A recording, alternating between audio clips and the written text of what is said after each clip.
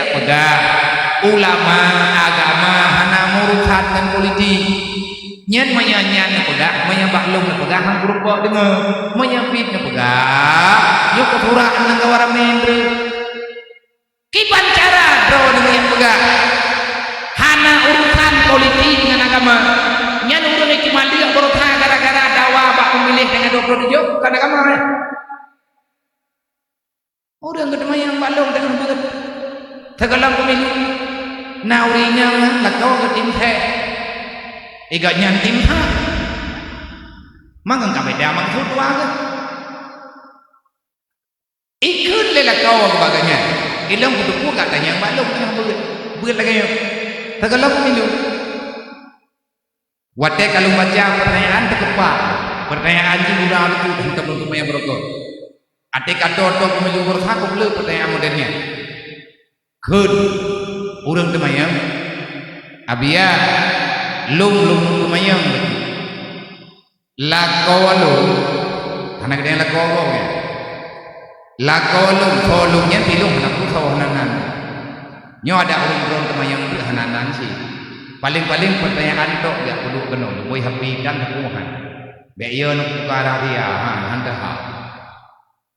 mayana tu ku nomor 2 yang ke hadapi manya itu ku leu yang tadi cuma bena terdelung ha pertanyaan ini mana abia lakolong kekun balung menyangka angkat tim pilih uro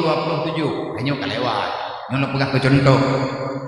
menyangka bak tangkai 27 angkat tim pilih lagi lungu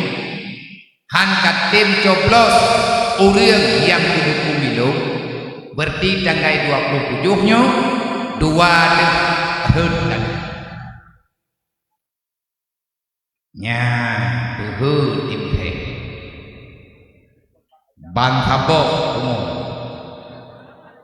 kanagam umum kenurinanya laginya dekun belum dia menyapura 27 long hantu tem pilih lagi kat nyanyi ikna putuk tali nikah lu melakolo ataupun lo ngabia hujah urang milu tapi hantu tem pilih ada agak nyanyi hantu pilih ada drop hantu pilih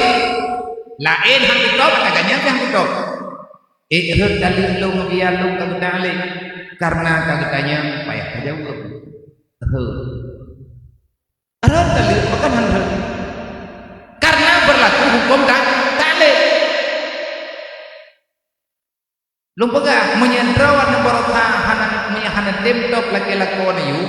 berarti drone hanali ngalakonya hai cupom doa tegedi mengke nyo iman nyo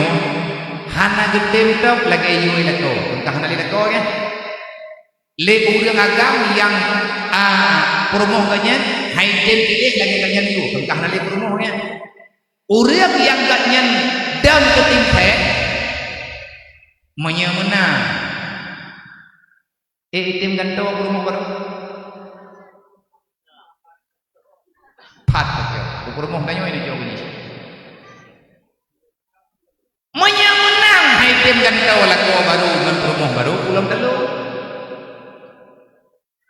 yang tak pegang hana urusan agama dengan politik kuasit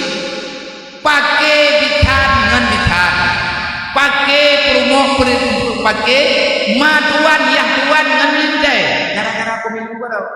pakan dia terdawa pakan dia terpakai gara-gara hana ilmu yang saja gara-gara hana siasa yang betul lagi di dalam agama